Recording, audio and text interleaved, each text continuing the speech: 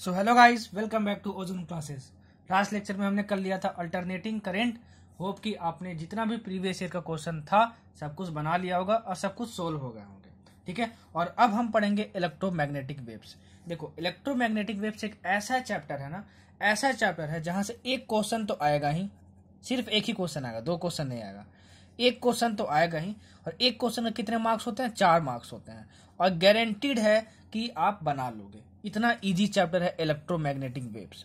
ठीक है, इतना इंपॉर्टेंट चैप्टर है, मतलब 4 नंबर तो आराम से आपके आ जाना है अगर आप इलेक्ट्रोमैग्नेटिक वेव्स पढ़ लेते हो तो। और बहुत इजी चैप्टर है, मेन बात ये है। ठीक है, और बहुत कम चीजें इसमें याद रखनी होती हैं, बहुत कम चीजें, और उन्हीं चीजों में से हर बार क्वेश्चन आता है। ठीक है, लेकिन पता नहीं क्यों बहुत सारे बच्चों को इलेक्ट्रोमैग्नेटिक वेव्स पढ़ने में थोड़ी दिक्कत आती है।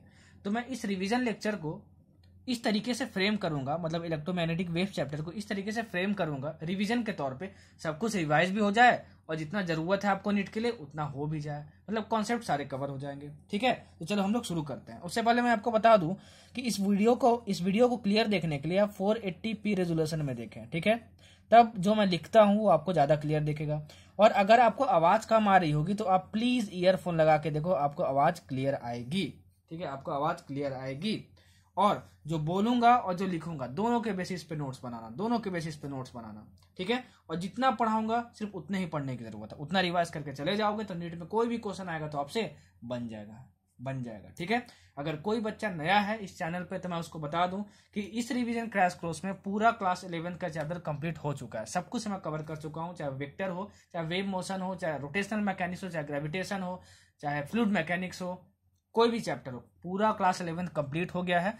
और क्लास 12th में भी current, electrostatics, capacitor, moving charges and magnetism, alternating current सब कुछ कंप्लीट हो गया। और अब हम लोग पहुंचे हैं इलेक्ट्रोमैग्नेटिक वेव्स। इसके बाद हम लोग पढ़ेंगे मॉडर्न फिजिक्स, उसके बाद लास्ट में हम लोग पढ़ेंगे ray optics and wave optics. ठीक है, तो चलो हम लोग पढ़ते हैं इलेक्ट्रोमैग्नेटिक वेव्स। देखो, अगर ये चैप्टर आपको अच्छे से समझना है तो सबसे पहले मैं बता दूं कि जो वेव मोशन वाला मेरा जो चैप्टर था क्लास 11th का, उसको प्लीज देख लेना, उसको पहले देख लेना, उसके बाद इलेक्ट्रोमैग्नेटिक वेव्स देखना, तब आपको ज्यादा समझ में आएगा। क्योंकि वेव मोशन वाला जो चैप्टर था ना, उसमें बहुत सारे कॉन्सेप्ट जो मैंने एक्सप्लेन किए थे वहां पे, ठीक है, वो यहाँ पे यूज होने वाले हैं, और उसको दोबारा मैं यहाँ नहीं बताने वाला हूँ। तो पहले वेव मोशन आप देखे हो तो बहुत सही है मेरा लेक्चर, नहीं देखे हो तो चैनल पे प्लेलिस्ट बना हुआ है, जाओ वेव मोशन देखो पूरा, उसके बाद इलेक्ट्रोमैग्नेटिक वेव्स देखना। ठीक है ना।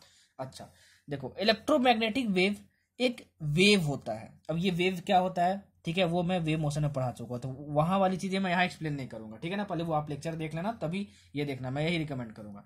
इलेक्ट्रोमैग्नेटिक वेव्स एक वेव होता है। इलेक्ट्रोमैग्नेटिक मतलब एक ऐसा वेव जिसमें इलेक्ट्रिक फील्ड भी हो, इलेक्ट्रो वर्ड से, और मैग्नेटिक मतलब मैग्नेटिक फील्ड भी हो, मैग्नेटिक फील्ड भी हो। ठीक है, इलेक्ट्रोमैग्नेटिक वेव को हम लोग शॉर्ट फॉर्म में ईएम वेव भी बोलते हैं, ईएम वेव भी बोलते हैं। ये एक ऐसा वेव होता है, ये ऐसा वेव होता है जिसमें कि जो इलेक्ट्रिक फील्ड होता है वो वेराइंग होता है। क्या होता है? वेराइंग होता है। और मैग्नेटिक फील्ड जो होता है वो वेराइंग होता है। सर, ये वेराइंग का मतलब क्या होता है? देखो, वेराइंग का मतलब क्या होता है? ऐसी चीज जो टाइम के साथ चेंज हो। मतलब इलेक्ट्रोमैग्नेटिक वेव में electric field and magnetic field दोनों होती हैं। क्या होती हैं? दोनों होती हैं, और दोनों टाइम के साथ चेंज होते रहती है, मतलब उनकी वैल्यूज कांस्टेंट नहीं होती है। जो बोला हूं वो लिख लेना, सिर्फ उतना ही इंपॉर्टेंट है। ठीक है, अच्छा, तो मतलब इसमें एक ईएम वेव ऐसा है जिसमें time varying electric field and magnetic field है। मैग्नेटिक फील्ड को बी वेक्टर से डिनोट करते हैं। ठीक है, और E vector is perpendicular to B vector है। ठीक है ना, E vector is perpendicular to B vector है, एज वेल एज ठीक है, जिस डायरेक्शन में वेव प्रोपोगेट कर रहा है उसके भी परपेंडिकुलर है, डायरेक्शन ऑफ प्रोपोगेशन का। बहुत ज्यादा इंपॉर्टेंट ये, इससे निट में प्रीवियस ईयर में 4 से 5 बार क्वेश्चन आ चुका है। ठीक है, कि अगर एक इलेक्ट्रोमैग्नेट की वेव है तो बताओ उसमें इलेक्ट्रिक फील्ड और मैग्नेटिक फील्ड कांस्टेंट होते हैं कि नहीं? बोलोगे सर कांस्टेंट नहीं होती है। क्या होती है? टाइम के साथ वेरी करती है। अच्छा, उसमें जो इलेक्ट्रिक फील्ड और मैग्नेटिक फील्ड होता है वो तो वेक्टर क्वांटिटी होता है। ठीक है, तो सर वो उन दोनों के बीच में डायरेक्शन क्या होता है? तो इलेक्ट्रिक फील्ड हमेशा मैग्नेटिक फील्ड के परपेंडिकुलर होती है, और electric field direction of propagation of wave के भी परपेंडिकुलर होती है, और मैग्नेटिक फील्ड भी direction of propagation of wave के परपेंडिकुलर होती है। इसका मतलब क्या हुआ सर, थोड़ा सा बताइए। और तो देखो जरूर बताऊंगा। देखो अगर मान लो इस वेव की वेलोसिटी इस डायरेक्शन में है, देखो अगर ये सब तुमको समझ में नहीं आ रहा होगा ये सारे टर्म, वेव की वेलोसिटी इस डायरेक्शन में, तो पहले वेव मोशन देख लेना। अगर आप नहीं देखो तो आपकी गलती है, वहां वाली चीजें मैं यहाँ एक्सप्लेन नहीं करूंगा, ठीक है ना। तो वेव मोशन वाला चैप्टर पहले देखना, तभी इसको देखना आप, इलेक्ट्रोमैग्नेटिक वेव्स, तभी आपको ज्यादा से ज्यादा क्लियर होगा, ठीक है, ज्यादा से ज्यादा क्लियर होगा। इसीलिए बोलता हूँ कि फिजिक्स को सीक्वेंस वाइज देखो। अच्छा, अगर मान लो direction of propagation of wave इस डायरेक्शन में है, मतलब इसका वेलोसिटी वेक्टर इस डायरेक्शन में है, तो इलेक्ट्रिक फील्ड इसके परपेंडिकुलर होना चाहिए। परपेंडिकुलर मतलब या तो ऐसे हो सकता है, या तो ऐसे हो सकता है, या तो ऐसे हो सकता है। मैं मान लेता हूं कि इलेक्ट्रिक फील्ड इस डायरेक्शन में है। अच्छा, तो ये देखो 90 डिग्री है, बोलो 90 डिग्री है कि नहीं। अगर ये एक्स एक्सिस है, ये वाई एक्सिस है, दोनों के बीच में 90 डिग्री होगा, मतलब ये direction of propagation of wave है, ठीक है ना। इस साइड वेव जा रही है, तो इलेक्ट्रिक फील्ड जो है वो इस डायरेक्शन में होगा, 90 डिग्री पे होगा। और ये बी वेक्टर देखो, magnetic field vector E vector के भी परपेंडिकुलर होना चाहिए और प्रोपगेशन ऑफ वेव के भी परपेंडिकुलर होना चाहिए। मतलब कि देखो ये जेड एक्सिस की तरह होना चाहिए। जेड एक्सिस ऐसे नहीं होता, जेड एक्सिस ऐसे होता है, देखो आपकी तरफ होता है, ये परपेंडिकुलर। तो देखो ये 90 डिग्री बना रहा है वेव के साथ भी और इलेक्ट्रिक फील्ड के साथ भी, ठीक है। तो ये मैग्नेटिक फील्ड का डायरेक्शन हो जाएगा, ठीक है। तो तीनों एक दूसरे के वो म्यूचुअली परपेंडिकुलर होते हैं, ठीक है। क्या होते हैं? म्यूचुअली परपेंडिकुलर होते हैं। मतलब कि E vector is perpendicular to B vector is perpendicular to V vector. V vector मतलब क्या? Direction of propagation of wave, ठीक है। देखो म्यूचुअली परपेंडिकुलर जो वर्ड यूज किया हूं वो लिख लेना अपने नोट्स में कि E vector and B vector are mutually perpendicular. Mutually perpendicular मतलब क्या होता है कि परपेंडिकुलर है एक दूसरे को, बस इतना है, ठीक है। तो ये था आपका ईएम वेव, ये था आपका ईएम वेव, ठीक है। ईएम वेव जो होता है वो एक ट्रांसवर्स वेव होता है। क्या होता है? ट्रांसवर्स वेव होता है। क्या होता है? ट्रांसवर्स वेव होता है। ट्रांसवर्स वेव का मतलब क्या होता है ना, कि अगर वेलोसिटी इस डायरेक्शन में जा रही है तो इसके परपेंडिकुलर इलेक्ट्रिक फील्ड हो, इसके परपेंडिकुलर मैग्नेटिक फील्ड हो, ठीक है।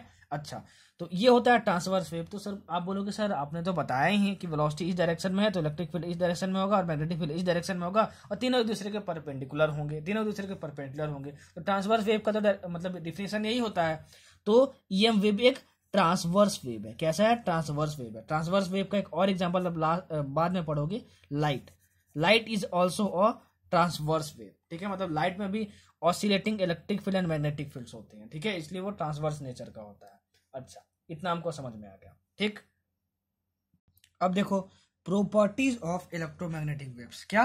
प्रॉपर्टीज ऑफ इलेक्ट्रोमैग्नेटिक वेव्स बहुत ज्यादा इंपॉर्टेंट, बहुत ज्यादा इंपॉर्टेंट, याद करके जाना। प्रॉपर्टीज ऑफ ईएम वेव्स, हर एक पॉइंट बहुत इंपॉर्टेंट होने वाला है। मेरे लेक्चर में ऐसा कोई भी चीज नहीं है जो स्किप करने लायक होता है, सब कुछ पढ़ने लायक होता है, ठीक है। कुछ भी बकवास नहीं करता हूँ लेक्चर में, जितना इंपॉर्टेंट है टू द पॉइंट सब कुछ बताता हूँ।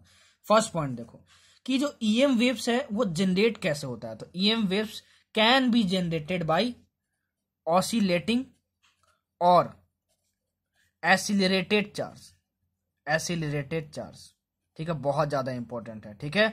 अगर कोई भी चार्ज क्यू है वो रखा हुआ है, तुम इसको एसिलरेट कर दो, मतलब ए एसिलरेशन इसको दे दो, ठीक है। So this can be a source of electromagnetic wave. तो ये इसका ए एसिलरेशन हो जाएगा तो ये इलेक्ट्रिक फील्ड भी प्रोड्यूस कर सकता है, मैग्नेटिक फील्ड भी प्रोड्यूस कर सकता है और ईएम वेव भी जनरेट कर सकता है। तो याद रखना ये, ठीक है ना। इसे एक बार क्वेश्चन आया हुआ है नेट में कि बताओ ईएम वेव्स कैसे जनरेट किया जा सकता है, तो एसिलेटेड चार्ज से जनरेट किया जा सकता है, ठीक है। ये थी हमारी पहली प्रॉपर्टी। अब देखो दूसरी प्रॉपर्टी, देखो हर एक प्रॉपर्टी बहुत इंपॉर्टेंट है, इनफैक्ट पूरा लेक्चर मेरा बहुत इंपॉर्टेंट होता है, ठीक है। दूसरा देखो, जो ईएम वेव्स में इलेक्ट्रिक फील्ड था, दोनों प्रेजेंट थे, और मैग्नेटिक फील्ड था, इसका अगर मैग्नीट्यूड ई मान ले और इसका मैग्नीट्यूड अगर हम लोग बी मान ले, ठीक है, तो E by B is equal to C होता है। क्या होता है? E by B is equal to C होता है। सर बता दीजिए ई क्या है, बी क्या है? ई है magnitude of electric field, B है magnitude of magnetic field, C क्या है? Speed of light.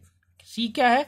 Speed of light. और speed of light in vacuum क्या होता है? Speed of light in vacuum है ये होता है आपका 3 × 10⁸ मीटर पर सेकंड। ये वैल्यू आपको याद रखना होगा। सी से मतलब क्या डिनोट करते हैं? Speed of light in vacuum, उसकी वैल्यू कितनी होती है? 3 × 10⁸ मीटर पर सेकंड। और ये मैं बोल के बता दिया, आप लिख लेना ई और बी क्या है, ठीक है ना, बोल के बता दिया आपको। अच्छा, अगर आपको कभी ई आरएमएस दिया रहे, ई आरएमएस मतलब क्या सर?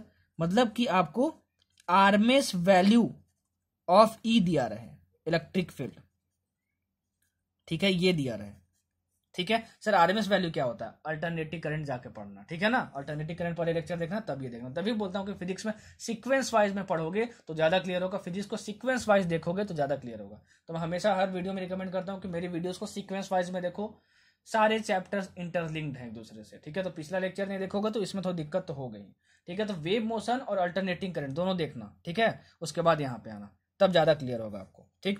तो आरएमएस वैसे बता दो, root mean square speed value of electric field दिया रहा है, तो यही जो इक्वेशन आप इसको लिख सकते हो, E RMS by V RMS is equal to C, ठीक है। मतलब यहाँ ई आरएमएस लिखोगे, मतलब आरएमएस वैल्यू ऑफ ई लिखोगे तो आरएमएस वैल्यू ऑफ बी भी लिखना पड़ेगा, सॉरी बी मैग्नेटिक फील्ड, ठीक है, is equal to C.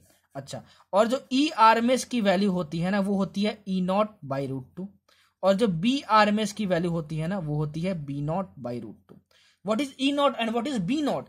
E naught है तुम्हारा पीक वैल्यू, पीक मतलब maximum value, maximum value of electric field, of electric field, ठीक है। और बी नॉट क्या है? बी नॉट है मैक्सिमम या फिर peak value of magnetic field, magnetic field, ठीक है। अच्छा, तो E RMS by B RMS equal to C लिख सकते हैं, E by B equal to C लिख सकते हैं। अच्छा, ई आरएमएस की जगह अगर E not by root two लिख दोगे और बी आरएमएस में B not by root two लिख दोगे तो ये इक्वेशन हमारा E not by B not is equal to सी भी आ जाएगा, रख के आप देख लेना, ठीक है। तो ये दोनों फॉर्म याद रखना, बहुत ज्यादा इंपॉर्टेंट है, बहुत ज्यादा इंपॉर्टेंट है, ठीक है। तीसरा नोट, तीसरा नोट, तीसरा नोट क्या है, ठीक है, these waves, these waves, these waves मतलब कौन से वेव्स? इलेक्ट्रोमैग्नेटिक वेव्स, ठीक है। These waves do not require any medium for propagation, any medium for propagation. देखो जो हमारा साउंड वेव होता था ना, ठीक है, साउंड वेव को प्रोपोगेट करने के लिए, मतलब एक दूसरे से दूसरे जगह जाने के लिए मीडियम की जरूरत पड़ती थी। अगर मान लो हवा को हटा दो अपने एटमॉस्फेयर में से, तो मैं बोलूंगा ना तो आपको सुनाई ही नहीं देगा, क्योंकि बीच में एयर है, एक मीडियम है, उस मीडियम से हमारी आवाज जो है वो मेरे जगह से तुम्हारे जगह तक पहुंच रही है, ठीक है। लेकिन लाइट ऐसा नहीं है, अगर एयर को गायब भी कर दो ना, मतलब मीडियम कोई ना हो हमारे और तुम्हारे बीच में, तो इधर से मैं टॉर्च को जलाऊंगा तो उस टॉर्च की लाइट आपके तक पहुंच जाएगी। क्यों? क्योंकि लाइट हमारे इलेक्ट्रोमैग्नेटिक वेव है and these waves do not require any medium for propagation, ठीक है।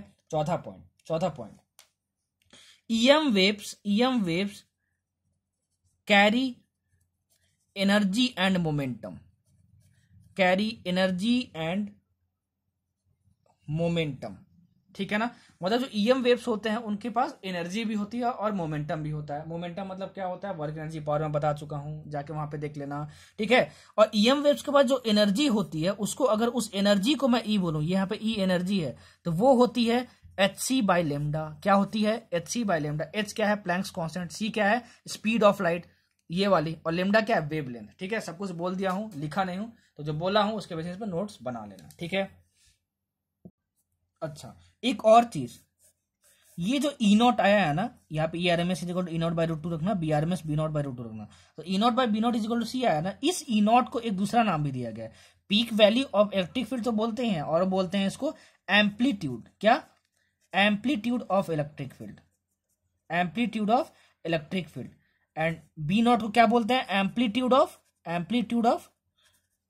Magnetic field, magnetic field. तो कभी ये वर्ड यूज किया हो ना तो घबरा मत जाना, बाप रे बाप क्या दिया एम्पलीट्यूड। अरे भाई, अगर मेरा एसएचएम का चैप्टर देखे होगे, वेव मोशन देखे होगे, तो आप जानते हो एम्पलीट्यूड मतलब मैक्सिमम वैल्यू ही होती है, तो वही तो मैंने लिखा है यहाँ पे, maximum value of electric field, ठीक है। बी नॉट को क्या बोलते हैं? एम्पलीट्यूड ऑफ मैग्नेटिक फील्ड या maximum value of magnetic field, ठीक है। ईएम वेव्स के पास एनर्जी होता है, उस एनर्जी की वैल्यू कितनी होती है? hc बाई लेमडा होती है, hc बाई लेमडा होती है, ठीक है। चलो आगे बढ़ो, ये हमारा चौथा पॉइंट था। अब हम देखेंगे पांचवा पॉइंट, अपना पांचवा पॉइंट। अच्छा, कोई भी वेव, कोई भी ईएम वेव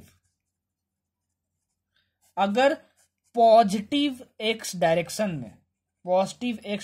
में ट्रैवल कर रही है तो इसके पास इलेक्ट्रिक फील्ड वेक्टर होगा और मैग्नेटिक फील्ड वेक्टर होगा। बोलो होगा कि नहीं होगा? ईएम वेव्स के पास होता है, तो इलेक्ट्रिक फील्ड वेक्टर का जो इक्वेशन होगा वो होगा E is equal to E naught sine k x minus omega T, ठीक है। इसको ऐसे भी हम लोग लिख सकते हैं, E is equal to E naught sine omega t minus k x, ठीक है। अगर बी के लिए लिखूं, इसके लिए लिखूं, मैग्नेटिक फील्ड के लिए लिखूं, तो B is equal to B naught sine k x minus omega T, ठीक है। या फिर B is equal to B naught sine omega t minus k x, ठीक है। मतलब इसका उल्टा भी कर दोगे तो ज्यादा फर्क नहीं पड़ेगा, कहीं कहीं ये लिखा रहता है, कहीं कहीं ये लिखा रहता है, ठीक है ना। अच्छा, ये हमको समझ में आता है, ठीक है। तो ये ऐसा आपको जहां भी इक्वेशन दिखेगा तो समझ आना कि पॉजिटिव एक डायरेक्शन में वेव ट्रैवल कर रही है, ईएम वेव ट्रैवल कर रही है, ठीक है। यहाँ पे जो ओमेगा होता है वो एंगुलर फ्रीक्वेंसी होता है, ठीक है। बताया है सर आपने एसएचएम वाले चैप्टर में। सर कितने बार बताएंगे, कितने बार बताएंगे? अरे भाई जितने बार मेरा कम से कम मन ना भर जाए उतने बार बताऊंगा, लेकिन फिर भी यार आपका फर्ज है कि पिछले के लेक्चर्स पहले देख लो पूरा 11 सीक्वेंस वाइज चलते आओ, और सीक्वेंस वाइज चलते आओगे तो ज्यादा क्लियर होगा और आप ही का फायदा होगा, ठीक है। और मेरे को समझाने में भी थोड़ा ज्यादा आसानी होगी, ठीक। तो यहाँ omega angular frequency of wave है, ठीक है ना। नहीं है तो जो बोला हूं उसको सुन के लिख लो। ओमेगा क्या है? एंगुलर फ्रीक्वेंसी ऑफ वेव है। तो omega is equal to 2 pi f होता है। ये एंगुलर फ्रीक्वेंसी होता है और ये लीनियर फ्रीक्वेंसी होता है। ये क्या होता है? लीनियर फ्रीक्वेंसी होता है। के जो होता है वो वेव नंबर होता है, ठीक है। क्या होता है? K is equal to wave number होता है, ठीक है। और इसकी जो वैल्यू होती है वो कितनी होती है? 2 पाई बाई लेमडा होती है, 2 पाई बाई लेमडा होती है। तो आप इसको याद रखना, ठीक है ना। कभी भी मान लो इलेक्ट्रिक फील्ड का ऐसा इक्वेशन दिया हो के एक्स माइनस ओमेगा टी या omega t minus k x, ठीक है ना, तो समझ जाना कि अगर यहाँ पे देखो माइनस साइन लगा हुआ है के एक्स और ओमेगा टी के बीच में, ठीक है, तब ये पॉजिटिव एक्स डायरेक्शन में ईएम वेव ट्रेवल कर रहा है। डायरेक्शन ऑफ प्रोपोगेशन है ये, ठीक है। डायरेक्शन ऑफ प्रोपोगेशन है ये, डायरेक्शन ऑफ प्रोपोगेशन है ये, प्रोपोगेशन है ये, ठीक है। अगर मान लो मैग्नेटिक फील्ड का भी इक्वेशन दिया हो और के एक्स और ओमेगा टी के बीच में अगर मान लो माइनस साइन लगा हो तो ये कैसा वेव होगा?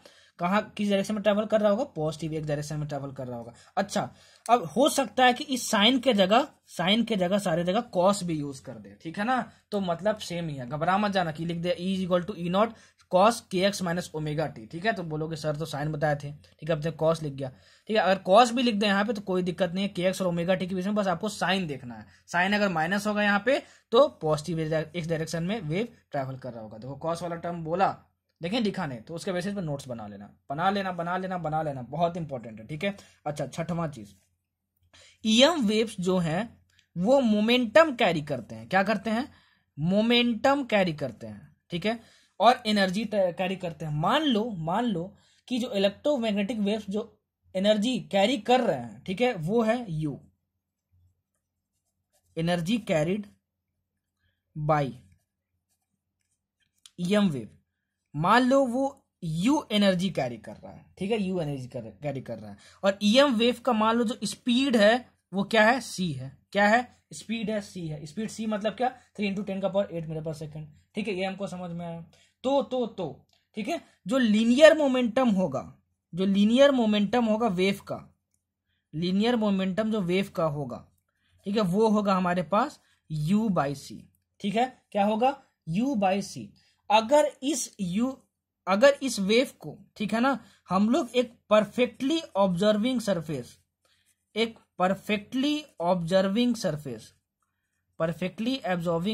मतलब कि जो ईएम वेव आ रहा है इसको एब्जॉर्व कर ले रहा है, इस पे हम परपेंडिकुलरली हीट करवाएं, ठीक है, तो ये जो ईएम वेव है उसके पास एनर्जी होता है, उसके पास मोमेंटम होता है, इससे टकराएगा तो जाहिर सी बात है इस सरफेस पे वो प्रेशर एग्जर्ट करेगा। क्या करेगा? प्रेशर एग्जर्ट करेगा, ठीक है ना। तो ईएम वेव जो सरफेस पे प्रेशर एग्जर्ट करता है उसको हम लोग सिंपली प्रेशर बोलते हैं या फिर रेडिएशन प्रेशर बोलते हैं। क्या बोलते हैं? रेडिएशन प्रेशर बोलते हैं, ठीक है। जो बोल रहा हूं सब कुछ नोट कर लेना, ठीक है। बहुत सारी चीजें लिखता नहीं, लेकिन जो बोल रहा हूं सब कुछ नोट कर लेना, ठीक है ना। अच्छा, तो अगर ये परफेक्टली ऑब्जर्विंग सरफेस हुआ तो जो हमारा रेडिएशन प्रेशर होगा वो कितना होगा? वो होगा u बाई सी। कितना होगा? u बाई सी, ठीक है, u बाई सी। अगर रेडिएशन प्रेशर p मान लिए तो, ठीक है ना। अगर मान लो यही सरफेस परफेक्टली रिफ्लेक्टिंग हुआ, क्या हुआ? परफेक्टली रिफ्लेक्टिंग हुआ। ये सरफेस जो है वो परफेक्टली, ठीक है, रिफ्लेक्टिंग सरफेस हुआ, और जो ईएम वेव है वो परपेंडिकुलरली हीट किया और परफेक्टली रिफ्लेक्टिंग है तो ये ऐसे वापस चल गया। तब इस पे जितना प्रेशर एग्जर्ट होगा उसकी वैल्यू होगी radiation pressure equal to 2u by C. कितनी होगी? 2u/c, बहुत इंपॉर्टेंट है, याद कर लेना, ठीक है ना, याद कर लेना, बहुत इंपॉर्टेंट है, ये भी बहुत इंपॉर्टेंट है। अरे हर पॉइंट बहुत इंपॉर्टेंट है, मेरे लेक्चर में कुछ भी स्किप करने लायक नहीं होता, ठीक है, समझ में आया। अच्छा, अब देखो यहाँ पे बहुत सारे बच्चे जो है ना इस रेडिएशन प्रेशर को रेडिएशन प्रेशर ही समझ लेते हैं, क्योंकि बुक में लिखा रहता है P=SU/C और P को समझ ले लेते हैं रेडिएशन प्रेशर, बल्कि ये रेडिएशन प्रेशर नहीं होता है, ठीक है। याद रखने का तरीका आपको बता रहा हूं, जो बच्चे EM वेव्स पढ़ते हैं यहाँ पे उनको दिक्कत आती है, इसलिए गलत करके आपको सही सिखा रहा हूं, क्योंकि यहाँ बच्चे बहुत गलती करते हैं। ये जो P होता है वो होता है linear momentum transfer to surface. क्या होता है? Linear momentum transfer to surface. क्या होता है? Linear momentum transferred to surface, ठीक है। और ये क्या होता है? Linear momentum transfer to surface. क्या होता है? Linear momentum transferred to surface, ठीक है, लीनियर मोमेंटम ट्रांसफर। तो पी से मतलब प्रेशर मत समझ लेना, क्या करना, पी का मतलब प्रेशर मत समझ लेना। तो रेडिएशन प्रेशर का जो कॉन्सेप्ट था वो मैं आपको ये बता रहा हूँ, ठीक है। देखो EM वेव जो होता है उसके पास एनर्जी होता है, इस पे जब आप सरफेस पे टकराएगा तो सरफेस पे टकराएगा तो इसको लीनियर मोमेंटम अपार्ट करेगा, उसकी वैल्यू कितनी होगी? P=U/C होगी। कब? जब वो परफेक्टली ऑब्जर्विंग हुआ। अगर जब परफेक्टली रिफ्लेक्टिंग सरफेस हुआ तो P=2U/C। अगर मोमेंटम आया तो मोमेंटम अगर इस पे ट्रांसफर हुआ तो मोमेंटम आने की वजह से फोर्स आता है, वो फोर्स जो इस पे लगेगा per unit area of this surface is called radiation pressure. तो रेडिएशन प्रेशर का जो डिफिनीशन है वो मैं बोल दिया, वो आप लिख लेना। लेकिन इस P का मतलब रेडिएशन प्रेशर नहीं होता है, तो आप रेडिएशन प्रेशर P से मतलब बच्चे समझ जाते हैं कि प्रेशर होता है ना, तो ये रेडिएशन प्रेशर का फॉर्मूला नहीं है, linear momentum transfer to surface का फॉर्मूला है। परफेक्टली ऑब्जर्विंग हो तो ये होता है, परफेक्टली रिफ्लेक्टिंग हो तो ये होता है, ठीक है, समझ में आया। चलो अब हम लोग बढ़ते हैं आगे, ठीक है। ये हमारी 6वीं प्रॉपर्टी हो गई। अब देखो 7वां प्रॉपर्टी, 7वां प्रॉपर्टी देखो, E vector cross B vector, ठीक है, always gives direction of propagation of EM wave,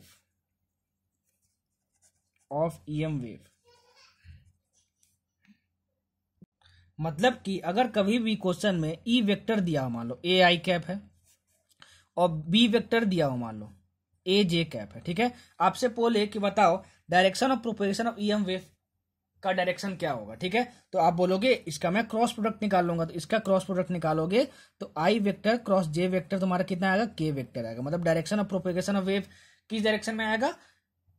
K cap direction में। K कैप डायरेक्शन में मतलब पॉजिटिव जेड एक्सिस, मतलब पॉजिटिव जेड एक्सिस। तो E vector cross B vector का direction क्या देगा आपका? Direction of propagation of wave देगा। Direction of propagation of wave मतलब वेलोसिटी वेक्टर का डायरेक्शन देगा, जिस डायरेक्शन में EM वेव की वेलोसिटी है। अब ये मैं कैसे लिखा हूं, ठीक है, अगर ये नहीं जानते तो सबसे पहला चैप्टर में जाके देखना वेक्टर्स, ठीक है ना, जो चैनल पे अपलोडेड है, पूरा 11th कंप्लीटेड है। तो अगर वेक्टर चैप्टर देखे होगे तो ये आपको समझ में आया होगा, नहीं देखा होगा तो नहीं समझ में आया होगा, ठीक है। तो अब मैं वेक्टर्स वाले कॉन्सेप्ट को यहाँ एक्सप्लेन नहीं करने वाला हूँ। E vector cross B vector मैंने किया है यहाँ पर, तो हमारा I cap cross J cap, हमारे पास K कैप आएगा। K कैप मतलब जेड एक्सिस को डायरेक्शन, मतलब direction of propagation of wave क्या आ जाएगा? K कैप आ जाएगा। तो हमेशा direction of propagation of wave find करना होगा तो क्या करेंगे? E vector cross B vector करेंगे। अब देखो 8वां पॉइंट क्या है? Velocity of EM wave in free space मतलब वैक्यूम, ठीक है। तो ये होता है C=1/√μ0 × J0, ये होता है, बहुत इंपॉर्टेंट है, याद कर लेना। इस C की वैल्यू कितनी होती है? 3 × 10⁸ मीटर/सेकंड। मतलब अगर वैक्यूम में मैं पूछूं कि EM वेव का स्पीड कितना होता है तो होता है 3 × 10⁸ मीटर/सेकंड, और उसकी वैल्यू क्या होती है? 1/√μ0 × J0। यहाँ पे μ0 क्या है और J0 क्या है, ठीक है ना, वो आपको याद रखने की जरूरत है। μ0 जो है उसकी वैल्यू कितनी होती है? 4π × 10⁻⁻7, ठीक है ना। अच्छा, J0 की वैल्यू कितनी होती है? वो होती है 8.85 × 10⁻12, ठीक है ना। अच्छा, इस μ0 को हम लोग बोलते हैं परमिबिलिटी ऑफ फ्री स्पेस। क्या? Permeability of free space. और इसको हम लोग बोलते हैं परमिटिविटी ऑफ फ्री स्पेस। क्या बोलते हैं? परमिटिविटी ऑफ फ्री स्पेस, ठीक है। अच्छा, अगर मान लो कोई भी मीडियम लगा हो, अगर कोई भी मान लो ईएम वेव के डायरेक्शन में, जिस डायरेक्शन में ट्रैवल कर रहा है उसमें कोई मीडियम लगा हो, ठीक है, तब उसकी स्पीड ये नहीं रह जाती है, उसकी स्पीड हो जाती है v, और उस v की जो वैल्यू होती है वो होती है 1/√μ इंटू जाई, ठीक है, म्यू इंटू जाई। यहाँ पे म्यू क्या है, म्यू है यहाँ पे आपका एब्सोल्यूट परमिबिलिटी, क्या है, एब्सोल्यूट परमिएबिलिटी, ठीक है, और जाई यहाँ पे क्या है आपका, absolute permittivity of medium, permittivity of medium, absolute permittivity of medium और एब्सोल्यूट परमिबिलिटी ऑफ मीडियम, ठीक है। अच्छा, तो जो रिफ्रैक्टिव इंडेक्स आपको निकालना होगा, तो रिफ्रैक्टिव इंडेक्स मीडियम का क्या हो जाएगा जरा बताना। तो रिफ्रैक्टिव इंडेक्स का जो फॉर्मूला होता है ऑप्टिक्स में पढ़ोगे, वो होता है CYV, क्या होता है, CYV। तो इन दोनों को डिवाइड कर देना CYV को, तो आपको रिफ्रैक्टिव इंडेक्स ऑफ मीडियम मिल जाएगा, जिसमें ईएम वेव ट्रैवल कर रहा है। बहुत इंपॉर्टेंट है, यहाँ से क्वेश्चन पूछा है, यहाँ से भी, यहाँ से भी, यहाँ से 2 बार पूछा हुआ है क्वेश्चन, यहाँ से भी 2 बार क्वेश्चन पूछा हुआ है, बहुत इंपॉर्टेंट है, ठीक है। तो सर याद क्या रखना है, याद सब रखना है जितना बोल रहा हूँ, ठीक है, सारे फॉर्मूले याद रखना है, देखो ज्यादा टफ नहीं है, ठीक है, ज्यादा टफ नहीं है ये, ठीक। अब देखो अगला point, average energy density, average energy density, ठीक है। हमको पता है कि जो ईएम वेव्स हैं वो एनर्जी कैरी करते हैं, तो जब भी कोई चीज एनर्जी कैरी करता है तो उसमें एनर्जी डेंसिटी का टर्म आता है, कैपेसिटर वाले चैप्टर में सर ने बताया था, ठीक है। तो एवरेज एनर्जी डेंसिटी, ठीक है, तो एनर्जी जो होता है, एनर्जी जो ईएम वेव जो कैरी करता है वो ड्यू टू क्या होता है, electric field, due to electric field and due to magnetic field and due to magnetic field, ठीक है। अच्छा, मतलब जो ईएम वेव जो कैरी करते हैं एनर्जी, ठीक है, वो दोनों की वजह से होता है, याद रखना, इलेक्ट्रिक फील्ड और मैग्नेटिक फील्ड दोनों की वजह से, और वो जो एनर्जी होता है इन दोनों की वजह से दोनों में इक्वली डिस्ट्रीब्यूटेड होता है, क्या होता है, इक्वली डिस्ट्रीब्यूटेड होता है। देखो लिखा कम है, बोला बहुत ज्यादा है, तो जो बोला हूं लिख लेना, मतलब जो ईएम वेव्स है उसमें एनर्जी होता है वो इलेक्ट्रिक फील्ड मैग्नेटिक फील्ड दोनों की वजह से होता है, और ये जो एनर्जी होता है टोटल वो इक्वली डिवाइडेड होता है इलेक्ट्रिक फील्ड और मैग्नेटिक फील्ड में, इलेक्ट्रिक फील्ड और मैग्नेटिक फील्ड में। तो जो एवरेज एनर्जी डेंसिटी होता है, जो एवरेज एनर्जी डेंसिटी होता है उसको हम लोग स्मॉल यू से डिनोट करते हैं, and average energy density due to electric field जो होता है, ड्यू टू इलेक्ट्रिक फील्ड जो होता है उसके पास हमारे पास जो वैल्यू होती है वो होती है हमारे पास half into epsilon not into ERMS का होल स्क्वायर, ERMS का होल स्क्वायर। और जो एवरेज एनर्जी डेंसिटी, ठीक है, जो average energy density due to magnetic field होता है, ठीक है, उसका जो हमारे पास फॉर्मूला होता है वो होता है हमारे पास हाफ इंटू BRMS का होल स्क्वायर, BRMS का whole square by mu naught, ठीक है।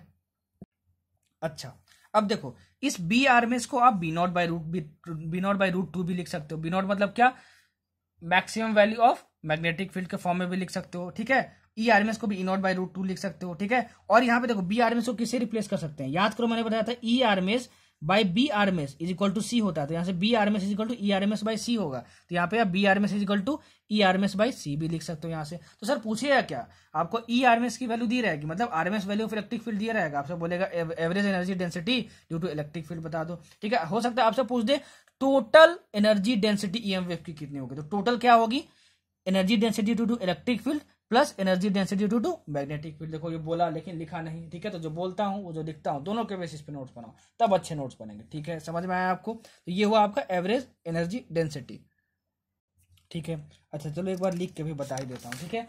अगर आपको टोटल एवरेज डेंसिटी निकालना हो, टोटल एनर्जी डेंसिटी निकालना हो, तो आप क्या बोलोगे, टोटल एनर्जी डेंसिटी बोलोगे, energy density due to electric field EF लिख देता हूं उसको, total energy density due to magnetic field, इसको MF लिख दे रहा हूं, ठीक है। अच्छा, अब मैंने बताया था कि एनर्जी दोनों में इक्वली डिस्ट्रीब्यूटेड होता है, ठीक है ना। तो पहले तो मैं इन दोनों को सम के फॉर्म में लिख सकता हूँ, half into epsilon not into ERMS का स्क्वायर, ठीक है, प्लस इसके द्वारा कितनी थी energy density, half into BRMS का स्क्वायर बाई म्यू नॉट, ठीक है। अब ये दोनों आपस में इक्वल है, मतलब कि हम ये बोल सकते हैं कि U of EF is equal to U of MF होता है, ठीक है ना, ये याद रखना आप, ठीक है, ये याद रखना। अच्छा, तो मैं इस वाले टर्म को, देखो इस वाले टर्म को इसके इक्वल लिख सकता हूं, तो मैं इसको हाफ एप्सिलॉन नॉट ERMS का square plus half into epsilon not E R M S का स्क्वायर। तो ये हमारे पास कितना आ गया जरा बताना। तो ये आ गया हमारे पास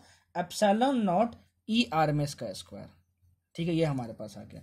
अच्छा, अगर मैं देखो इस वाले टर्म को मतलब energy density to electric field को भी मैं क्या लिख सकता हूँ, मैग्नेटिक फील्ड के इक्वल लिख सकता हूँ। मतलब इस वाले टर्म को मैं इसके इक्वल लिख सकता हूँ। ठीक है, अच्छा तो अगर मैं इस वाले टर्म को इसके इक्वल में लिखूंगा तो ये वाला जो टर्म है हमारे पास आ जाएगा, हमारे पास आ जाएगा कितना, हमारे पास आ जाएगा B R M S square, B R M S का स्क्वायर बाई म्यू नॉट। ठीक है, ये आ जाएगा। ठीक है, तो टोटल एनर्जी डेंसिटी चाहे ये बोलो चाहे ये बोलो, दोनों सेम बात है। तो कभी भी क्वेश्चन टोटल एनर्जी डेंसिटी पूछेगा और मान लो सिर्फ बी आर एम एस दिया हुआ है तो ये वाला यूज करना टर्म। ठीक है, और मान लो सिर्फ ई आर एम एस दिया है तो ये वाला टर्म यूज करना। ठीक है, और ये दोनों इक्वल होते हैं, क्यों, क्योंकि एनर्जी जो होता है दोनों इक्वली डिवाइडेड होता है मैग्नेटिक फील्ड और इलेक्ट्रिक फील्ड में। ठीक, अब देखो concept of displacement current, concept of displacement current. ठीक है, concept of displacement current. Displacement current क्या होता है ये देखो, मान लो किसी सर्किट में आपने क्या लगाया, ये बैटरी है और ये मान लो आपने कैपेसिटर लगाया और ये कैपेसिटर इनिशियली अनचार्ज है। क्या है, अनचार्ज है। और मान लो इसमें करंट फ्लो हो रहा है आई। ठीक है, इस आई को हम लोग कंडक्शन करंट बोलते हैं। क्या बोलते हैं, कंडक्शन करंट बोलते हैं। ठीक है, क्या बोलते हैं, कंडक्शन करंट बोलते हैं। तो होता क्या है कि जब ये कंडक्शन करंट फ्लो होता है, ठीक है ना, इसमें तो ये इनके जो प्लेट्स हैं, देखो ये कैपेसिटर का प्लेट होता है, दो कैपेसिटर चैप्टर में मैंने बताया था। ठीक है, प्लेट दोनों चार्ज होना शुरू हो जाते हैं। क्या हो जाते हैं, चार्ज होना शुरू हो जाते हैं। ठीक है, तो जब चार्ज होना एक दूसरे के पास शुरू हो जाते हैं और मान लो किसी इंस्टेंट टाइम टी पे इसके पास प्लस क्यू चार्ज आ गया, उसके पास माइनस क्यू चार्ज आ गया, तो दोनों के बीच में, इन दोनों प्लेट के बीच में क्या हो जाता है, इलेक्ट्रिक फील्ड प्रोड्यूस हो जाता है। क्या प्रोड्यूस हो जाता है, इलेक्ट्रिक फील्ड प्रोड्यूस हो जाता है। और ये जो इलेक्ट्रिक फील्ड होता है ना, वो कैसा, किस नेचर का होता है, वेरिंग नेचर का होता है। कैसे नेचर का होता है, वेरिंग नेचर का होता है। वेरिंग नेचर मतलब चेंजिंग इलेक्ट्रिक फील्ड, उस इलेक्ट्रिक फील्ड की वैल्यू कांस्टेंट नहीं है, टाइम के साथ चेंज हो रही है। ठीक है, तो इस वेरिंग इलेक्ट्रिक फील्ड के वजह से इस कैपेसिटर के अंदर में, ठीक है, एक करंट डेवलप होता है। उस करंट को हम लोग बोलते हैं डिस्प्लेसमेंट करंट, और उस डिस्प्लेसमेंट करंट को हम लोग आई डी से डिनोट करते हैं। और उस आई डी की जो वैल्यू होती है वो होती है जाई नॉट इंटू डी जाई ई बाई डी टी, ये होती है हमारे पास। ठीक है ना, अच्छा हमारे पास पता है कि कैपेसिटर का जो कैपेसिटेंस होता है वो कितना होता है, C is equal to epsilon not A by D. D क्या होता है, डिस्टेंस बिटवीन प्लेट्स, ए क्या होता है, area of plates. Capacitor chapter में मैं बता चुका था आपको। और यहाँ पे देखो जाई ई क्या होता है, सर जाई नॉट तो आप बता चुके हैं, जाई नॉट क्या होता है, अभी तो सर थोड़ी देर पहले आप बताया उसकी वैल्यू क्या होती है, पिछले स्लाइड में मैं बताया हूँ जाई नॉट की वैल्यू कितनी होती है। सर जाई ई क्या होता है ये बता दीजिए। तो जाई ई जो होता है वो होता है हमारे पास, वो होता है हमारे पास ई इंटू ए, ई इंटू ए होता है। क्या होता है, ई इंटू ए होता है। ठीक है, ए क्या है आपका, एरिया ऑफ कैपेसिटर प्लेट। क्या है, area of capacitor plate, area of capacitor plate. ठीक है, ई क्या है, जो इसके बीच में जो इलेक्ट्रिक फील्ड, इसके बीच में जो इलेक्ट्रिक फील्ड क्या प्रोड्यूस हुआ है, इलेक्ट्रिक फील्ड जो प्रोड्यूस हुआ है।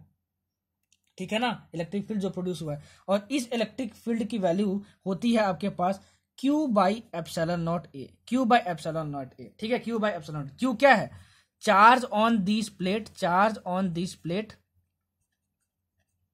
Eight time T, at time T. ठीक है ना, तो सर हमको याद क्या रखना है ये बताइए। देखो आपको याद ये रखना कि डिस्प्लेसमेंट करंट आता कैसे है।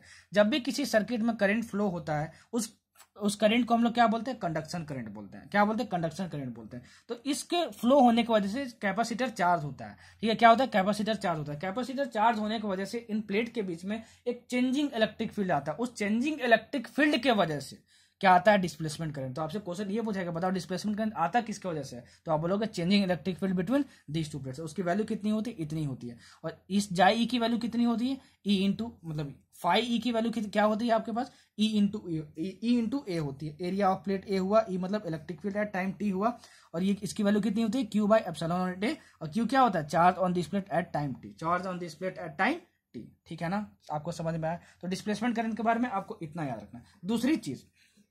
दूसरी चीज, जब तक चार्ज कैपेसिटर आपका चार्ज हो रहा है, मतलब during charging of capacitor, during charging of capacitor, जब तक कैपेसिटर चार्ज हो रहा है, कैपेसिटर मतलब चार्ज हो रहा है, कब तक चार्ज होगा, जब तक 100% चार्ज नहीं हो रहा है। आपकी बैटरी है ना भाई, कितने देर तक चार्ज हो पाती है, 100% तक।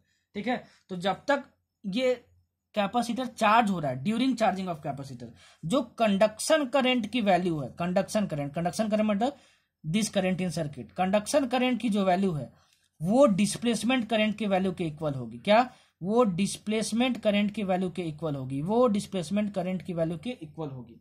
और जब जो कैपेसिटर है वो 100% चार्ज हो जाए, 100% चार्ज हो जाए, तब ये जो आपकी कंडक्शन करंट की वैल्यू है वो क्या हो जाती है? जीरो हो जाती है। क्या हो जाती है? जीरो हो जाती है। दोनों पॉइंट याद रखना, स्पेशली ये पॉइंट याद रखना कि अगर मान लो क्वेश्चन में दिया हो कि कैपेसिटर 40% चार्ज हुआ है, तो आप बोलोगे कि डिस्प्लेसमेंट करंट की वैल्यू कितनी है, आपसे ये पूछे तो आप बोलोगे कि डिस्प्लेसमेंट करंट की वैल्यू कंडक्शन करंट की वैल्यू के इक्वल होगी, और हम कंडक्शन करंट फाइंड कर लेंगे तो हमको डिस्प्लेसमेंट करंट का वैल्यू मिल जाएगा। ठीक है, और क्वेश्चन में दिया होगा कैपेसिटर 100% चार्ज है तो कंडक्शन करंट की वैल्यू कितनी होगी? जीरो होगी। तो इतना आपको याद रखना था डिस्प्लेसमेंट करंट के बारे में।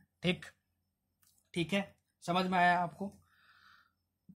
अब इसके बाद ईएम वेव्स में एक टॉपिक बच गया है, ठीक है ना, ईएम वेव्स में एक टॉपिक बच गया है वो। अब इसके बाद हमारे पास जो इलेक्ट्रोमैग्नेटिक वेव्स में चैप्टर टॉपिक बच गया है वो सिर्फ रटने वाला, वो सिर्फ याद रखने वाला, वो क्या है? ठीक है, वो मैं आपको बता दे रहा हूँ। देखो, आपको रेडियो वेव्स के बारे में पढ़ना है, ठीक है, रेडियो वेव्स के बारे में पढ़ना है, ठीक है, माइक्रोवेव्स के बारे में पढ़ना है, माइक्रोवेव्स, ठीक है, इंफ्रारेड हो गया, इंफ्रारेड वेव्स हो गया, अल्ट्रा वायलेट रेज हो गया, अल्ट्रा वायलेट वेव्स हो गया आपके पास, ठीक है ना। अच्छा, आपके पास एक्स रेज हो गया, ठीक, और गामा रेज हो गया, ठीक है, ये भी वेव्स ही हैं, इनके बारे में आपको पढ़ना है। तो ये चीज रटने वाली है, ठीक है ना, यही आपका बस बच गया।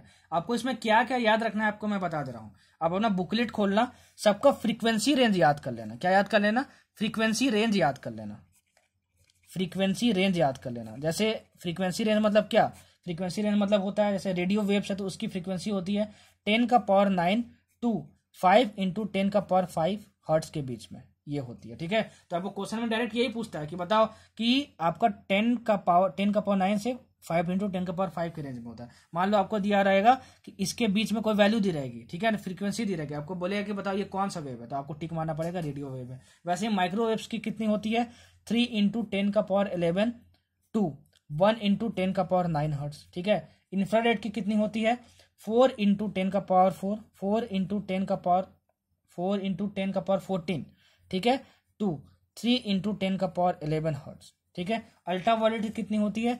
5 × 10⁻16 टू 8 × 10⁻14 हर्ट्ज। ठीक है, एक्स रेस की कितनी होती है? एक्स रेस की होती है 3 × 10⁻21 टू 1 × 10⁻16 हर्ट्ज। ठीक है, और इसकी कितनी होती है? 5 × 22 × 3 × 10⁻18 हर्ट्ज। तो फ्रीक्वेंसी का आपका रेंज दिया रहेगा, आपसे बोलेगा बताओ कौन सा वेव है, तो ये चीज रटने वाली है। एक बार ये वैल्यूज मिला लेना कि मैं सही लिखा हूं कि नहीं लिखा हूं, ठीक है ना, सही लिखा हूं कि नहीं लिखा हूं। और इसका यूजेज आप याद कर लेना, तो यूजेज आप अपने बुकलेट से याद कर सकते हो, लेकिन जो इंपॉर्टेंट यूजेज है मैं आपको बता देता हूं, ठीक है ना। रेडियो वेव जो है वो स्काई वेव प्रोपोगेशन में यूज किया जाता है। क्या?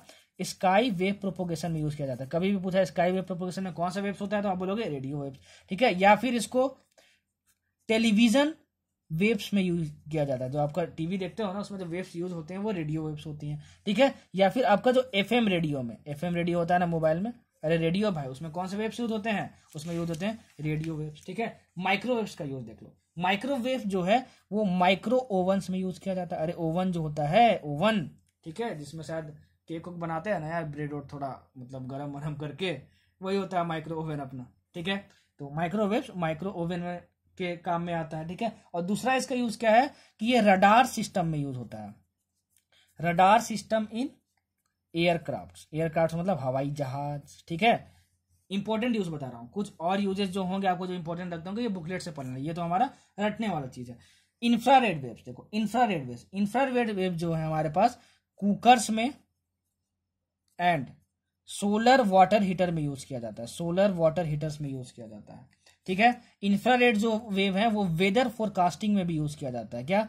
Weather forecasting. वेदर फोरकास्टिंग मतलब क्या कि वेदर कैसा होने वाला है, वेदर कैसा होने वाला है। जो इंफ्रारेड वेव जो है ना, ये जो वेव है, ठीक है, वो हम लोग green house gas, sorry, green house में भी यूज करते हैं, ग्रीन हाउसेज में भी यूज करते हैं। ग्रीन हाउसेज में प्लांट्स को गर्म रखने के लिए, प्लांट्स को गर्म रखने के लिए। ठीक है, अच्छा, और इंफ्रारेड जो वेव्स है ना वो हम लोग यूज करते हैं फॉर टेकिंग फोटोग्राफ्स, फोटो खींचने के लिए। कैसे कंडीशन में? जब फॉग वगैरह हो। तो फॉग मतलब क्या होता है? फॉग मतलब जानते ही होंगे, जो ठंडी में होता है कोहरा, उसको बोलते हैं फॉग। तो फॉग में फोटोग्राफ्स क्लिक करने के लिए इंफ्रारेड वेव्स का यूज किया जाता है। अच्छा, अल्ट्रावायलेट वेव, ठीक है, अल्ट्रावायलेट वेव क्यों यूज करते हैं? देखो, ये अल्ट्रावायलेट वेव फिंगरप्रिंट्स के लिए, फिंगरप्रिंट्स पहचानने के लिए यूज करते हैं in forensic labs, in forensic labs, ठीक है। फूड प्रिजर्व के लिए, फूड प्रिजर्वेशन के लिए यूज करते हैं, फ्रूट को बचाने के लिए, फूड को बचाने के लिए कि वो सड़े नहीं, ठीक है, ये दो चीज, ठीक है। अच्छा, एक्सरेज, एक्सरे तो सब जानते हैं भाई, रेडियो थेरेपी में यूज किया जाता है, रेडियो थेरेपी में यूज किया जाता है, ठीक है, रेडियो थेरेपी में यूज किया जाता है, सर्जरी में यूज किया जाता है, ठीक है। और जब फ्रैक्चर होता है तो आपके बोन्स में, तो आपको एक्सरेज भेजी जाती हैं आपके बोन्स के अंदर और उसका इमेज लिया जाता है, ये तो आप जानते ही होंगे, नहीं लिखा यहाँ पे आप लिख लेना। गामा रेज, ठीक है, गामा रेज देखो, gamma rays is used in treatment of cancer and tumours, treatment of cancer and tumours, ठीक है। अच्छा, structure of atomic nucleus, atom का न्यूक्लियस का स्ट्रक्चर कैसा होता है उसको पहचानने के लिए भी हम लोग गामा रेज का यूज करते हैं। And to produce nuclear reactions, nuclear reactions में भी गामा रेज का यूज किया जाता है। तो ये देखो, ये सारी चीजें रटने वाली हैं, इस स्लाइड में जितना भी लिखा हो ना, बहुत इंपॉर्टेंट इसका यूज लेना, सबको रट लेना। अगर कुछ नहीं दिख रहा हो तो बोल के लिखा हो, ठीक है, सुनाई तो देता ही होगा, आप लिख लेना, ठीक है। तो ये था आपका इलेक्ट्रोमैग्नेटिक वेव्स पूरा, इससे बाहर कुछ भी नहीं आएगा। इतना पढ़ लिए तो 4 नंबर, सोचो 4 नंबर। और देखो, प्रीवियस ईयर के जो अच्छे क्वेश्चन है, जो इंपॉर्टेंट क्वेश्चन है, ठीक है, जो आपको थोड़ा टफ लग सकते हैं, वो मैं आपको करवा देता हूँ, ठीक है। तो अपना नीट का क्वेश्चन बैंक खोल के बैठ जाओ, ठीक है, और जो मैं क्वेश्चन करवाने जा रहा हूँ आप देखना कि एग्जैक्ट क्वेश्चन क्या है, उसको पढ़ना, फिर देखना कि सर का अप्रोच कैसा है, ठीक है, और देखना कितना इजी क्वेश्चन होता है।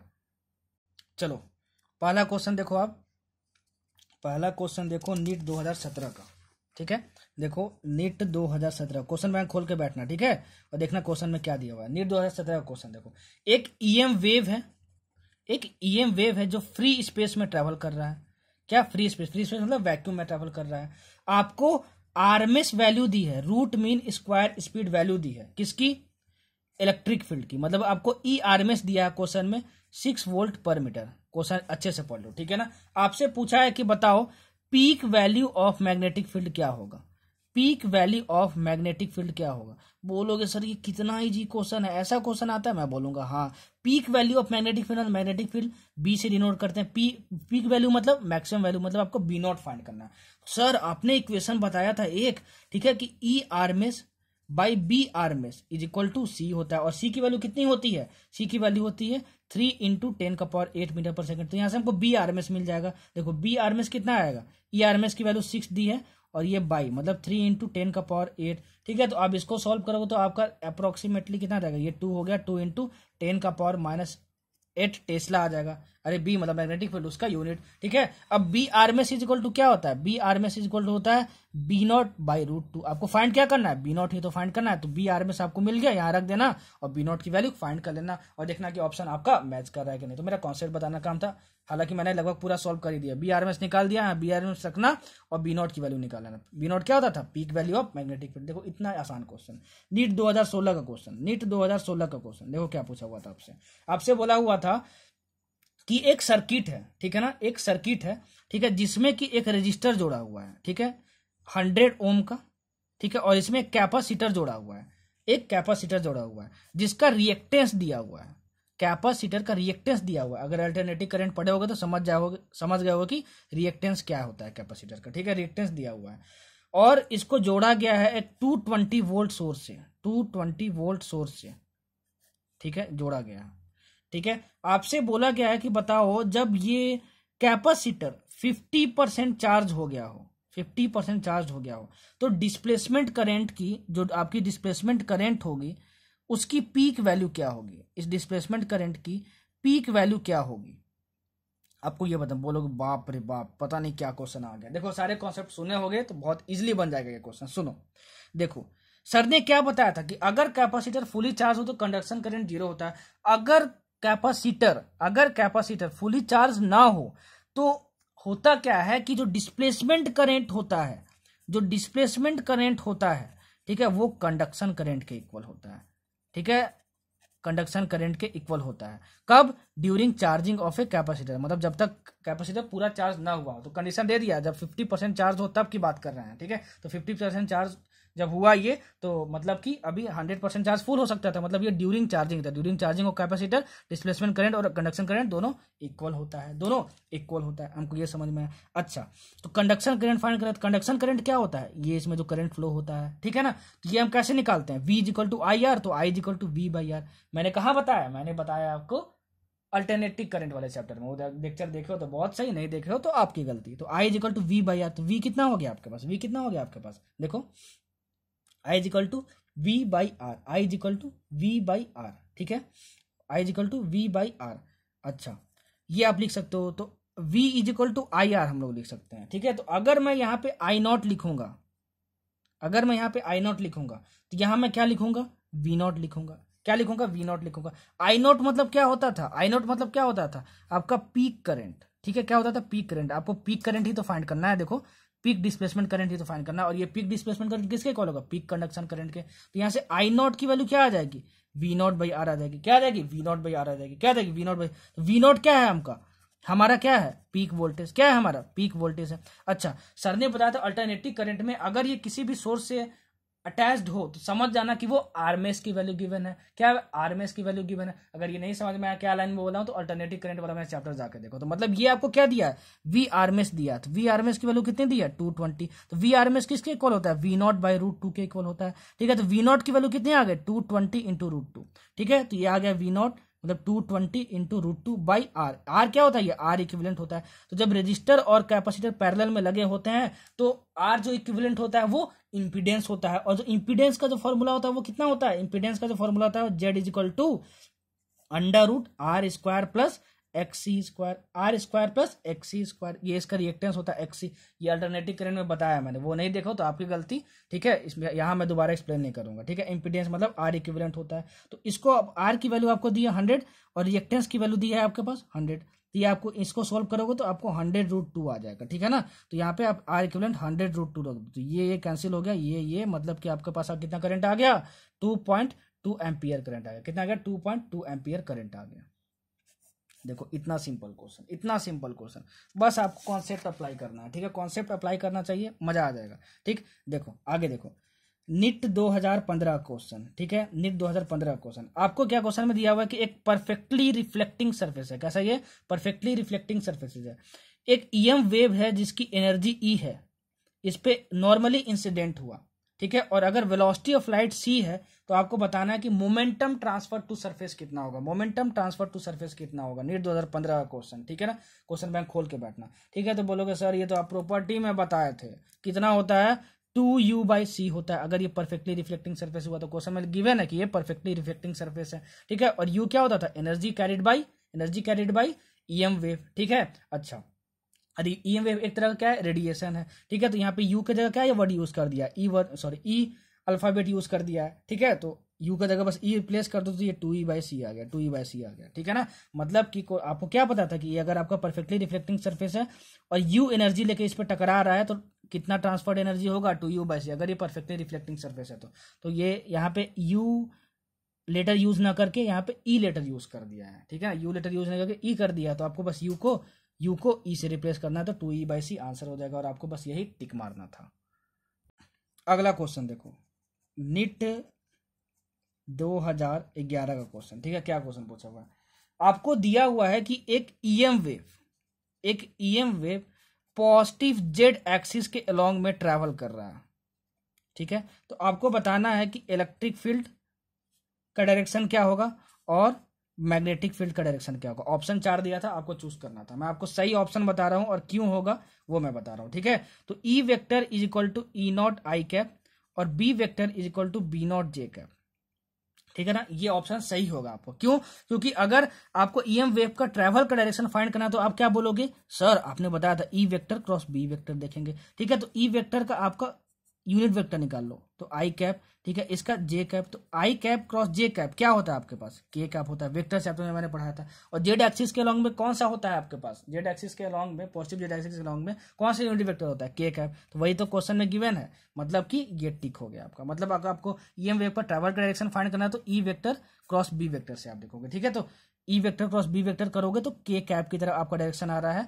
तो के कैप का डायरेक्शन क्या होगा, ईएम वेव जिस डायरेक्शन में ट्रैवल कर रहा है, मतलब के कैप मतलब पॉजिटिव जेड एक्सिस। तो आपका यह ऑप्शन सही हो जाएगा। ध्यान से सुनना, नहीं समझ में आया तो जो बोला हूं, ठीक है, ध्यान से सुनना, रिवाइंड करना, रिप्ले करना, ठीक है। लास्ट क्वेश्चन देखो, नीट 2010 का बहुत ही सुंदर क्वेश्चन, और ऐसा क्वेश्चन 3 से 4 बार क्वेश्चन रिपीट हुआ है, एम्स में भी, नीट में भी और जेईई मेंस में भी। देखो क्वेश्चन क्या दिया हुआ है आपका। एक ईएम वेव है, ठीक है, उस ईएम वेव के इलेक्ट्रिक फील्ड का एक्सप्रेशन दिया हुआ है, E vector is equal to 10 cos 10 का पावर 7t प्लस के एक्स जे कैप वोल्ट पर मीटर, ठीक है। आपसे पूछा हुआ है कि बताओ इसका वेवलेंथ कितना होगा, वेवलेंथ कितना होगा ईएम वेव का, ठीक है, और वेव नंबर कितना होगा, वेव नंबर कितना होगा ईएम वेव का, ठीक है। और ये जो वेव है वो किस डायरेक्शन में ट्रैवल करेगी आपको ये भी बताना। तो बोलोगे सर वेव किस डायरेक्शन में ट्रैवल करता है, उसके लिए आपने बताया था कि एक इक्वेशन लिख लो, ई इज इक्वल टू ठीक है, E not cos omega T plus के एक्स। देखो अगर देखो इसको कंपेयर करो तो ये ओमेगा टी है, और इसको कंपेयर तो ये, अगर ओमेगा टी और के एक्स के बीच में प्लस साइन हो, देखो यहाँ प्लस साइन लगा हुआ है, तो समझ जाना ये निगेटिव एक्स डायरेक्शन में ट्रैवल कर रहा है। मतलब जो वेव प्रोपोगेशन है वो क्या होगा, जो वेव प्रोपोगेशन है, वेव किस डायरेक्शन में प्रोपोगेट कर रहा है, बहुत इंपॉर्टेंट है ये पहचाना, निगेटिव एक्स डायरेक्शन में, निगेटिव एक्स डायरेक्शन में, माइनस एक्स डायरेक्शन में। कैसे पहचाना, सर ने बताया था कि के एक्स और ओमेगा टी के बीच में अगर प्लस साइन हो तो माइनस एक्स डायरेक्शन में होगा, माइनस एक्स डायरेक्शन में होगा। अच्छा अब मेरे को फाइंड करना है क्या, अब मेरे को फाइंड करना है कि वेवलेंथ कितना होगा, मेरे को फाइंड करना है वेवलेंथ कितना होगा, ठीक है। तो देखो हमको पता है, सर ने बताया था एसएचएम चैप्टर में भी और वेव मोशन चैप्टर में भी कि v is equal to mu lambda होता है, v is equal to mu lambda होता है। v is equal to mu lambda मतलब क्या, ये होता है वेलोसिटी ऑफ वेव, वेलोसिटी या मतलब स्पीड ऑफ वेव, ठीक है ना, स्पीड ऑफ वेव होता है, ठीक है। अच्छा स्पीड ऑफ वेव होता है, ठीक है। तो क्वेश्चन में गिवन था कि ये जो ईएम वेव है ना वो वैक्यूम में ट्रेवल कर रहा है, वैक्यूम मतलब फ्री स्पेस में ट्रेवल कर रहा है। तो फ्री स्पेस में जो ईएम वेव का जो स्पीड होता है, सर ने बताया था कितना होता है, 3 × 10 का पावर 8 मीटर पर सेकंड होता है, ठीक है। तो v मैं रख दूंगा यहाँ पे, ये आपको नहीं पता एक्सप्रेशन तो याद कर लो, ये होता है स्पीड ऑफ वेव, म्यू होता है क्या फ्रीक्वेंसी, और लेमडा क्या होता है, लेमडा आपका क्या होता है, लेमडा आपका होता है वेवलेंथ ऑफ वेव, ठीक है ना। अच्छा म्यू क्या होता है, फ्रीक्वेंसी ऑफ वेव। तो v के जगह मैं क्या लिख दूंगा, 3 × 10 का पावर 8 मीटर पर सेकंड, कितना लिख दूंगा, 3 × 10 का पावर 8 मीटर पर second is equal to mu into lambda, is equal to mu into lambda, ठीक है। अच्छा अब देखो म्यू को हम लोग क्या बोलते हैं, फ्रीक्वेंसी, इसको हम लोग एफ से भी डिनोट करते हैं, ठीक है ना, फ्रीक्वेंसी को हम लोग एफ से भी डिनोट करते हैं। तो omega is equal to 2 pi f होता है, तो यहाँ से एफ इज इक्वल टू कितना आ गया, ओमेगा बाई 2 पाई आ गया, ठीक है, कितना ओमेगा बाई 2 पाई आ गया, ठीक है। तो इसके जगह मैं ओमेगा बाई 2 पाई रख दे रहा हूँ, तो मतलब omega by 2 pi into lambda. देखो अब 2 पाई इसकी वैल्यू आपको पता है, पाई मतलब 3.14, ये आपको मिल ही गया, ठीक है। लेमडा आपको फाइंड करना, ओमेगा मिल जाए तो मजा आ जाए। तो देखो इन दोनों एक्सप्रेशन कंपेयर करोगे तो ओमेगा की वैल्यू कितनी आ गई, 10 का पावर 7 आ गया। देखो ओमेगा की वैल्यू कितनी आ गई, टी के साथ ओमेगा है, टी के साथ 10 का पावर -7 है, तो ओमेगा कितना आ गया, 10 का पावर 7। तो ओमेगा मिल गया, और सारी वैल्यू पता है, लेमडा फाइंड करना, तो वेवलेंथ आप फाइंड कर लेना और मैच करना कि आपका आंसर सही आ रहा है या गलत आ रहा है, ठीक है, सही आ रहा है या फिर गलत आ रहा है, ठीक है। अच्छा अब आपको क्या निकालना, अब आपको निकालना वेव नंबर, क्या निकालना है आपको, वेव नंबर। वेव नंबर मतलब क्या होता है, के, वेव नंबर मतलब क्या होता है, के, ठीक है। और जो वेव नंबर का जो फॉर्मूला होता है, वेव नंबर का जो हमारे पास फॉर्मूला होता है, ठीक है, वो होता है हमारे पास k is equal to omega by V. कितना होता है, k is equal to omega by V. Sir ये कैसे आया बताइए। तो अगर ये आप मेरा एसएचएम का लेक्चर नहीं देखे हो तो प्लीज जाके देखो, एसएचएम वेव मोशन में मैं बताया हूँ ये इक्वेशन। अगर आप नहीं पढ़े हो, ठीक है, वेव मोशन और एसएचएम चैप्टर, तो वो आपकी गलती है, ठीक है ना। लेकिन मैं वहां बताया हूँ, उस चीज को मैं दोबारा यहाँ रिपीट नहीं करूंगा, ठीक है। एक वेव के लिए wave number is equal to omega by V होता है, ठीक है। अच्छा तो वी क्या होता है, स्पीड ऑफ वेव होता है। तो स्पीड ऑफ वेव हमको मिल गया है, ये वैक्यूम में ट्रेवल कर रहा है, तो 3 × 10 का पावर 8 मीटर पर सेकंड, ठीक है। तो देखो हमको वी की जगह हम क्या रख देंगे, 3 इंटू 10⁸ मीटर पर सेकंड, और ओमेगा हमको मिल ही चुका है, देखो ओमेगा 10⁷, ठीक है। तो यहाँ पे क्या रख देंगे, 10⁷ रख देंगे। तो इसको आप सोल्व कर लेना, तो आपको वेव नंबर भी मिल जाएगा, ठीक है। तो इस तरीके से जितने टाइप के अच्छे अच्छे क्वेश्चन थे मैं प्रीवियस ईयर करा दिया, जितना भी नोट्स लिखवाया हूँ और जितना भी बोला हूँ उसके बेसिस पे नोट्स बना लिए होगे। तो कोई भी क्वेश्चन नेट में आएगा जो आया हुआ उसमें नहीं फंसोगे, ठीक है। तो ईएम वेव्स को मैं रिवीजन के तौर पर बहुत अच्छे से कवर कर दिया हूँ, ठीक है। होप कि आपको बहुत अच्छे से समझ में आया होगा। बहुत सारे बच्चों को ये समझ में नहीं आता था पहले, ठीक है। अब जिस बच्चे को समझ में आ गया हो प्लीज़ कमेंट करके बताओ। पसंद आई हो वीडियो तो प्लीज़ लाइक करो, शेयर करो, चैनल को सब्सक्राइब करो, ताकि अधिक से अधिक तक मतलब शेयर करोगे तो अधिक से अधिक तक मदद पहुंचेगी। तो अधिक से अधिक लोग वीडियो को देखेंगे तो उनको भी हेल्प हो जाएगी। तो हेल्प करना अच्छी बात है, ठीक है। तो आप लोग बताओ कि पहले मेरे को इलेक्ट्रोमैग्नेटिक वेव समझ में नहीं आता था और ये चैप्टर देखने के बाद आपको ईएम वेव समझ में आया कि नहीं आया। हालांकि हमारा रिवीजन क्रैश कोर्स था, फिर भी मैंने हर चीज़ को बहुत बारीकी से और बहुत अच्छे से और टू द पॉइंट एक्सप्लेन किया है, ठीक है, ताकि मिनिमम टाइम में आपको मैक्सिमम आउटपुट मिल जाए, ठीक है। अब हम लोग नेक्स्ट पढ़ेंगे अपना वेव ऑप्टिक्स पढ़ेंगे या फिर मॉडर्न फिजिक्स पढ़ेंगे, ठीक है ना। वो मैं डिसाइड कर लूंगा कि पहले मुझे मॉडर्न फिजिक्स स्टार्ट करना है कि पहले वेव ऑप्टिक्स पढ़ाना है, ठीक है। हाँ, लेकिन रे ऑप्टिक्स तो मैं सबसे लास्ट में कवर करूंगा, ठीक है। सो सबको अपना ध्यान रखो, सबको डॉक्टर बन जाओ यार, सबको ही मेहनत करो, कभी भी हार मत मानना, ठीक है। कोशिश करने वालों को कभी हार नहीं होती है, ठीक है। An expert in anything was once a beginner, an expert in anything was once a beginner. शुरुआत करोगे तभी एक्सपर्ट बनोगे। अपने आप पे भरोसा करो, अपनी काबिलियत पे भरोसा करो। कोई भी स्टूडेंट एवरेज नहीं होता है, ठीक है। मेहनत करो और अपने आप को बेहतर बनाओ, ठीक है। So all the best, thank you so much for listening this lecture. हम लोग अगले लेक्चर में मिलते हैं, तब तक अपना ख्याल रखना, बाय बाय।